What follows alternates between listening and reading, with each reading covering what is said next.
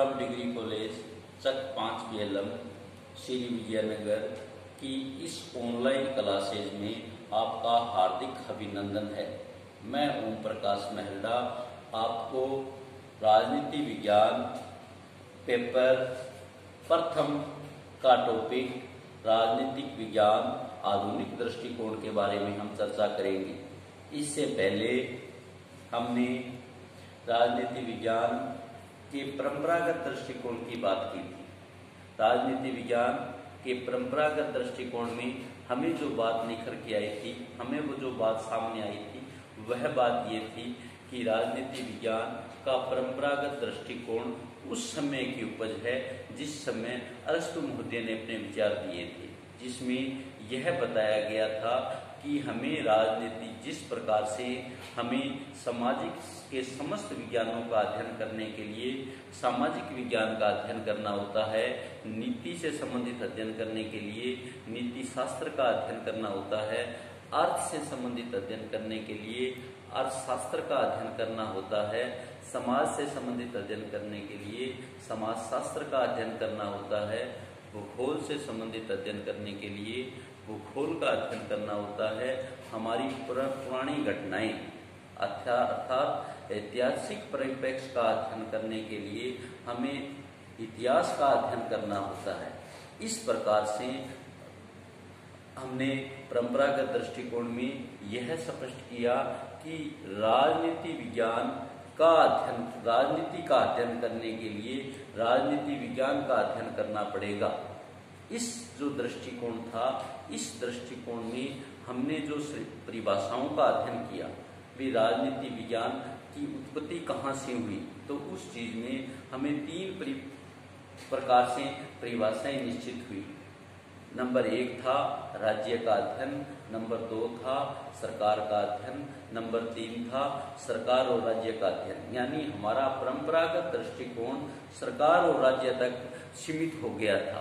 अब परंपरागत दृष्टिकोण के अलावा वर्तमान में आज हम जो अध्ययन करेंगे वो करेंगे आधुनिक दृष्टिकोण या समसामयिक दृष्टिकोण का अध्ययन। आधुनिक दृष्टिकोण और समसामयिक दृष्टिकोण में एक बात निश्चित हुई, एक बात सामने आई कि आधुनिक जो हमारा दृष्टिकोण है, आधुनिक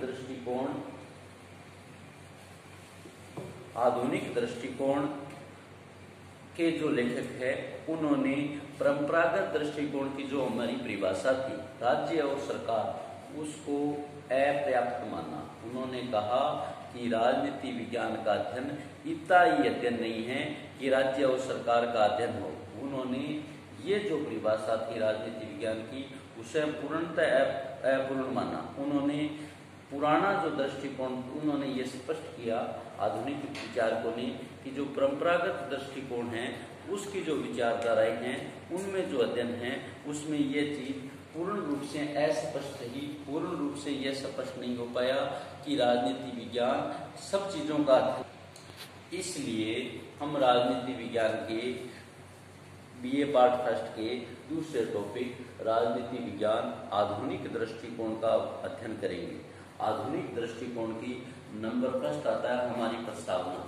प्रस्तावना वो टॉपिक है, प्रस्तावना वो परिभाषा है जिसके द्वारा हम यह जानने का प्रयास करते हैं कि हमारा टॉपिक क्या है। प्रस्तावना द्वारा हम ये स्पष्ट करने का कोशिश करेंगे कि जो हमारा राजनीति विज्ञान का परंपरागत दृष्टिकोण था, उस परंपरागत दृष्टिकोण को आधुनिक जो विचारक थे, आधुनिक विचारकों ने इस परंपरागत दृष्टिकोण का खंडन करने के बाद जो विचारधारा विकसित की, उस विचारधारा का नाम आधुनिक दृष्टिकोण है।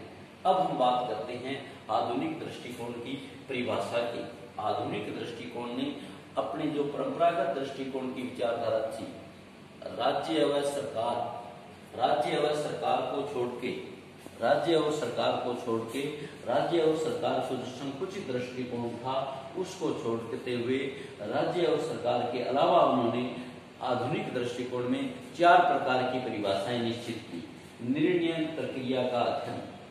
आधुनिक दृष्टिकोण, आधुनिक विचारक यह कहते हैं कि राजनीति विज्ञान ऐसा विज्ञान है जो धीरे धीरे निर्णयों से निर्णय प्रक्रिया से अपना क्षेत्र निश्चित करता है। निर्णय प्रक्रिया से राजनीति विज्ञान विकसित करता है। इसके द्वारा यह निश्चित होता है कि हमें निर्णय द्वारा राजनीति विज्ञान आधुनिक दृष्टिकोण में जरूरी है। नंबर 2 है शक्ति का अध्ययन।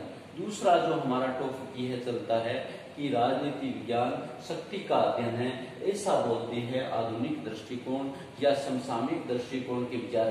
समसामयिक दृष्टिकोण के विचारों के अनुसार राजनीति विज्ञान शक्ति का अध्ययन है। जो कोई भी राजनीतिक क्रियाएं हैं वो बिना शक्ति के संभव नहीं है। शक्ति मतलब कानूनी और सामाजिक। हम जिस शक्ति द्वारा हमारा कानून की प्रक्रिया पूरी कर ले, जिस शक्ति द्वारा हमारे कानून पूरा निर्माण हो जाए, जिस शक्ति द्वारा हम कानून के अनुसार कार्य करवा सके, जिस शक्ति द्वारा हम समाज को आगे बढ़ा सके, ऐसी शक्ति का अध्ययन राजनीति विज्ञान के आधुनिक दृष्टिकोण स्पष्ट करते हैं। नंबर 3 आता है मानवीय क्रियाओं का अध्ययन। आधुनिक दृष्टिकोण के जो विचारक है वो यह भी स्पष्ट करते हैं कि राजनीति विचारक राजनीति विज्ञान है जो मानवीय क्रियाओं का अध्ययन है। मानव जो समाज में समस्त क्रियाएं करता है उन क्रियाओं का अध्ययन राजनीतिक अध्ययन के अंदर आता है। चौथी जो परिभाषा है, परिभाषा का चौथा पॉइंट है वो ये कहता है कि राजनीति व्यवस्था का अध्ययन राजनीति विज्ञान के आधुनिक दृष्टिकोण के विचारक ये कहते हैं कि राजनीतिक व्यवस्था का अध्ययन राजनीतिक विज्ञान है। हम जो राजनीतिक व्यवस्थाएं हैं, चुनाव, सरकार, कानून व्यवस्था, इन सब व्यवस्थाओं का जो अध्ययन है ये राजनीतिक व्यवस्था का अध्ययन है। इस प्रकार हमने परंपरागत दृष्टिकोण के जो 3 परिभाषाएं थी, राज्य और सरकार, उन तीनों के अध्ययन को अपूर्ण मानते हुए आधुनिक दृष्टिकोण के अनुसार राजनीति विज्ञान की परिभाषाओं को 3 पॉइंटों में विभाजित किया है। निर्णय प्रक्रिया का अध्ययन, शक्ति का अध्ययन, मानवीय क्रियाओं का अध्ययन, राजनीति व्यवस्थाओं का अध्ययन। यानी आधुनिक विचारक ये कहते हैं कि निर्णय प्रक्रिया का अध्ययन मतलब जो हम निर्णय लेते हैं, एक सरकार चलाने के लिए निर्णय का महत्वपूर्ण योगदान होता है। अगर निर्णय अच्छे लिए जाते हैं तो सरकार अच्छी चलती है, राज्य व्यवस्था अच्छी चलती है। तो राजनीति विज्ञान में निर्णय का महत्वपूर्ण अध्ययन है, निर्णय निर्माण का महत्वपूर्ण अध्ययन है। इसलिए राजनीतिक विचारक यह मानते हैं कि राजनीति विज्ञान निर्णय प्रक्रिया का अध्ययन है। दूसरा, जो निर्णय लिए जाते हैं सरकार द्वारा, जो निर्णय हमारी कानून व्यवस्था द्वारा लिए जाते हैं, उन निर्णयों का पालन किस प्रकार से करवाया जाना है, इसमें आधुनिक दृष्टिकोण राजनीति विज्ञान ये कहते हैं कि राजनीति विज्ञान शक्ति का अध्ययन है। तीसरा जो है, जो शक्ति का अध्ययन है, जिस शक्ति द्वारा हमें निर्णयों को लागू करना है, जिस शक्ति द्वारा हमें कानून का रूप देना है, उन कानूनों के परिणाम स्वरूप मानवीय क्रियाओं का अध्ययन, मानव की क्या क्रियाएं होती है, मानव की क्या प्रतिक्रियाएं होती है, इन क्रियाओं का अध्ययन राजनीति विज्ञान के विचारक कहते हैं कि आधुनिक दृष्टिकोण के अनुसार राजनीति विज्ञान मानवीय क्रियाओं का अध्ययन है। अब जो मानवीय क्रियाएं होती है, उन क्रियाओं का राजनीतिक व्यवस्था पर क्या प्रभाव पड़ता है, राजनीतिक व्यवस्थाएं किस प्रकार उसको संचालित करती है, राजनीतिक व्यवस्था में किस प्रकार उसका अध्ययन किया जाएगा। इससे यह स्पष्ट होता है कि राजनीति विज्ञान के आधुनिक दृष्टिकोण के अनुसार राजनीतिक व्यवस्था का अध्ययन किया जाता है। इसी राजनीति विज्ञान के आधुनिक दृष्टिकोण की परिभाषा को हमने स्पष्ट किया। परिभाषा का मतलब ये था कि आधुनिक दृष्टिकोण के अनुसार राजनीति विज्ञान निर्णय प्रक्रिया का अध्ययन है, शक्ति का अध्ययन है, मानवीय क्रियाओं का अध्ययन है और राजनीतिक व्यवस्था का अध्ययन है। और परंपरागत दृष्टिकोण के अनुसार राजनीति विज्ञान राज्य का अध्ययन है, सरकार का अध्ययन है और राज्य और सरकार का अध्ययन है। ये दोनों चीजें हमारे बीच डिफाइंड होती है, दोनों चीजों में हमारे बीच अंतर स्पष्ट होता है, दोनों चीजों में हमारे बीच परिभाषाएं स्पष्ट होती है कि परंपरागत दृष्टिकोण के अनुसार राजनीति विज्ञान राज्य, सरकार और राज्य और सरकार का अध्ययन है और आधुनिक दृष्टिकोण के अनुसार राजनीति विज्ञान निर्णय प्रक्रिया का अध्ययन है, शक्ति का अध्ययन है, मानवीय क्रियाओं का अध्ययन है, राजनीतिक व्यवस्थाओं का अध्ययन है। परिभाषाओं के बाद हम राजनीति विज्ञान कि प्रवृत्तियां और क्षेत्र के बारे में अध्ययन करेंगे। प्रवृत्तियां और क्षेत्र यानी इसका अध्ययन कहाँ कहाँ किया जाता है।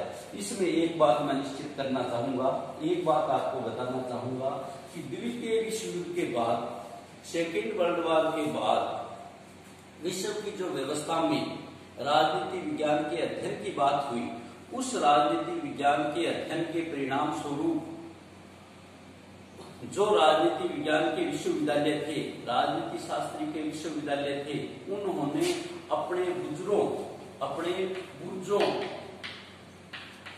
यानी राजनीति शास्त्र के विद्वानों, उन्होंने अपने बुर्जों यानी राजनीति शास्त्र के बुर्जों को वासी गठन से बाहर निकाला।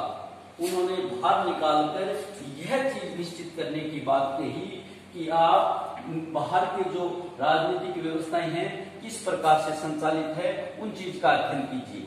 वहां मानवीय क्रियाएं क्या है, उन चीज का अध्ययन कीजिए। शक्ति का प्रयोग किस प्रकार से होता है, उन चीज का अध्ययन कीजिए। निर्णय प्रक्रिया का अध्ययन किस प्रकार से होता है, इन वस्तुओं का, इन बिंदुओं का अध्ययन कीजिए।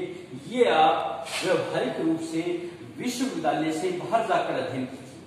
ये जो व्यवस्था द्वितीय विश्व युद्ध के बाद आई, उस व्यवस्था के बाद हमें क्षेत्र और प्रवृत्तियां जो दिखाएगी वो इस अनुसार है।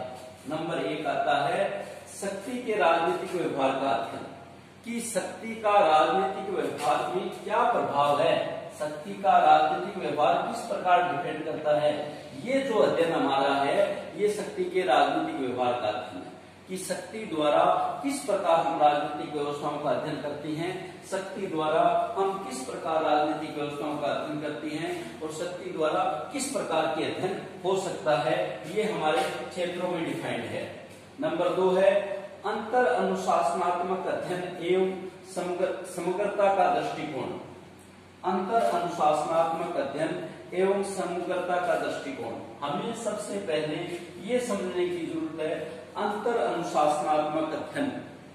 अंतर अनुशासनात्मक दृष्टिकोण समझने से हमारी सारी की सारी समस्याएं हल हो जाती है।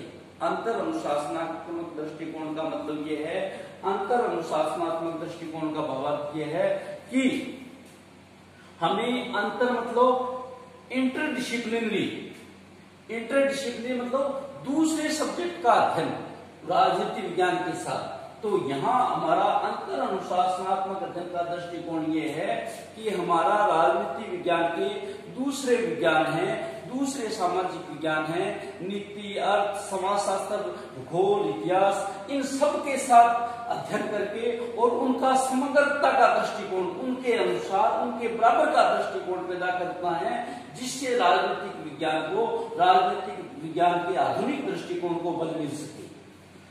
तीसरा आता है क्रमबद्धता और तारतम्यता अध्ययन प्रबंध। मुख्य पॉइंट यह है कि हमें राजनीतिक विज्ञान के आधुनिक दृष्टिकोण के अनुसार यह निश्चित करना है कि राजनीति विज्ञान का आधुनिक दृष्टिकोण, राजनीति विज्ञान के आधुनिक दृष्टिकोण के विचारकों ने यह निश्चित करने का काम किया कि राजनीति विज्ञान का क्रमबद्धता और तारतम्यता, यानी हमें क्रमबद्ध अध्ययन करना है और उसमें तारतम्य बनाए रखना है कि हमारा क्रम न टूटे और तारतम्य बना रहे, यानी उसका अर्थ का अनर्थ न हो जाए।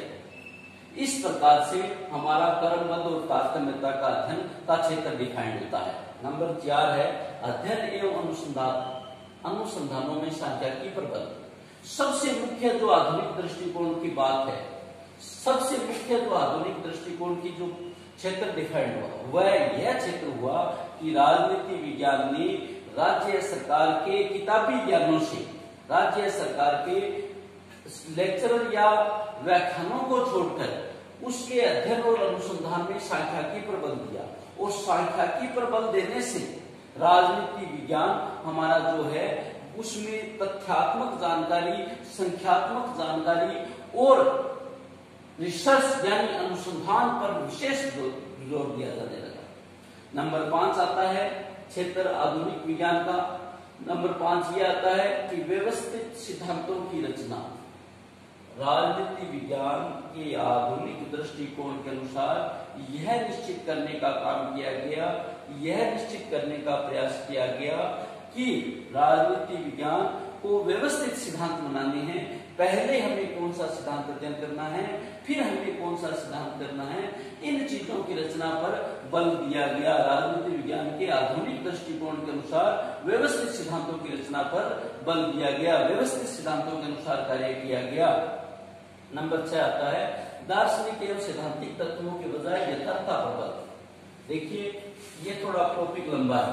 दार्शनिक या सैद्धांतिक तत्वों के बजाय यथार्थ पर बल, यानी हमारा जो परंपरागत दृष्टिकोण था उसमें दार्शनिक और सैद्धांतिक बातों पर ध्यान दिया गया, दार्शनिक और सैद्धांतिक सिद्धांत दिए गए, परंतु जो हमारा राजनीतिक का आधुनिक दृष्टिकोण है, आधुनिक दृष्टिकोण के अनुसार दार्शनिक और सैद्धांतिक तत्वों की बजाय यथार्थ पर बल दिया गया कि वास्तविक रूप से हमारा राजनीति विज्ञान क्या है, वास्तविक रूप से राजनीति विज्ञान में किस चीज का अध्ययन करती हैं, ये यथार्थ पर दिया गया। नंबर नेक्स्ट क्षेत्र में ये डिफाइंड होता है कि राजनीति विज्ञान के आधुनिक दृष्टिकोण के अनुसार विकासशील दृष्टिकोण है। इसमें हमें समय समय पर नई नई चीजों की जानकारी होती है, नई नई खोज होती है, हम उसको विकास करते जाते हैं और ये विकासशील का दृष्टिकोण है। नंबर 8 मुक्त दृष्टिकोण, ये पूर्णतः किसी भी दृष्टिकोण से अलग दृष्टिकोण है कि न तो ये परंपरागत दृष्टिकोण में है, न ये व्यवहारवाद में है, न ये उत्तर व्यवहारवाद में है। ऐसा जो दृष्टिकोण राजनीति विज्ञान में रखा गया वो मुक्त दृष्टिकोण है। एक बार पुनः मैं इसको डिफाइन कर देता हूं कि राजनीति विज्ञान बीए पार्ट फर्स्ट राजनीति विज्ञान के प्रथम पेपर का सेकंड पॉइंट हमारा ये है, राजनीति विज्ञान आधुनिक दृष्टिकोण, परिभाषा, क्षेत्र और प्रकृति। यहाँ हम सिर्फ दो चीजों के बारे में बात करेंगे, परिभाषा और क्षेत्र, क्योंकि अगर हम तीनों चीजों की बात करते हैं तो हमारा वीडियो बड़ा हो जाता है। तो यहाँ हम दो चीजों के बारे में बात करेंगे, तो इसको थोड़ा सा सबसे पहले प्रस्तावना जरूरी है। हर जो टॉपिक है आपकी प्रस्तावना या उसकी रूपरेखा निर्धारित होनी चाहिए। प्रस्तावना का मतलब ये है कि ये प्रस्तावना कहाँ से पैदा हुई, यानी राजनीति विज्ञान की ये प्रस्तावना की क्यों जरूरत हुई, इस दृष्टिकोण की क्यों जरूरत हुई, क्योंकि जो हमारा परंपरागत दृष्टिकोण था उसने संकुचित दृष्टिकोण किया, उसने थोड़े क्षेत्र में दृष्टिकोण किया, उसने थोड़े टॉपिक में दृष्टिकोण किया। इसलिए ये प्रस्तावना में हम राजनीति विज्ञान के आधुनिक दृष्टिकोण का यहाँ अध्ययन करेंगे। तो परिभाषाओं में ये है द्वितीय विश्व युद्ध के बाद की जो स्थितियां पैदा हुई, द्वितीय विश्व युद्ध के बाद जो दृष्टिकोण पैदा हुए, उन दृष्टिकोण में मुख्य स्थान राजनीति विज्ञान के आधुनिक दृष्टिकोण का है। उसकी परिभाषाओं में जैसे हमने परंपरागत दृष्टिकोण की बात की, तो परंपरागत दृष्टिकोण सिर्फ तीन चीजों के बारे में, तीन पॉइंटों के बारे में अध्ययन करता है, राज्य, सरकार, राज्य और सरकार, यानी राज्य और सरकार तक उसका अध्ययन पूरा हो जाता है।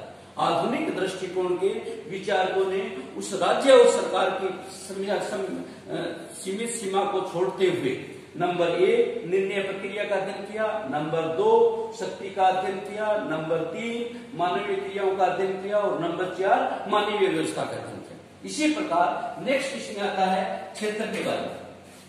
क्षेत्र के बारे में क्षेत्र का मतलब राजनीति विज्ञान का आधुनिक दृष्टिकोण कहाँ कहाँ अध्ययन करता है, किस सीमा तक अध्ययन करता है। परिभाषा का मतलब है कि राजनीति विज्ञान किसका अध्ययन करता है, क्षेत्र का मतलब वो किस किस क्षेत्र में करता है।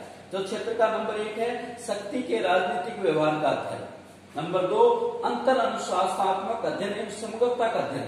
ये चीज मुख्य है, हर समाज विज्ञान में पढ़ने लायक और समझने लायक। अंतर अनुशासनात्मक मतलब इंटरडिसिप्लिनरी, यानी हम दूसरे विज्ञानों के साथ, दूसरे सामाजिक विज्ञानों के साथ किस प्रकार से अध्ययन करते हैं, उसमें समग्रता किस प्रकार बनाई जा सकती है। नंबर 3 क्रमबद्धता और तारतम्यता का अध्ययन। यह जो दृष्टिकोण है इसकी मुख्य यही है कि ये क्रमबद्ध अध्ययन करना है, किसका प्रथम लेना है, किसका बाद में लेना है, इस प्रकार से। नंबर 4 अध्ययन और अनुसंधानों की संख्या की पर बल। नंबर 5 व्यवस्थित सिद्धांतों पर बल। नंबर 6, दार्शनिक और सैद्धांतिक तत्वों के बजाय यह सिद्धांत यथार्थ प्रबल देता है, यह भी मुख्य पॉइंट है। नंबर 7, विकासशील दृष्टिकोण। नंबर 8, मुक्त दृष्टिकोण। यह आज का अध्ययन हमारा इतना ही रहेगा। नेक्स्ट हम अगले वीडियो में राजनीति आधुनिक दृष्टिकोण की प्रकृति और राजनीति विज्ञान आधुनिक दृष्टिकोण और परंपरागत दृष्टिकोण में अंतर स्पष्ट करेंगे। थैंक यू, धन्यवाद।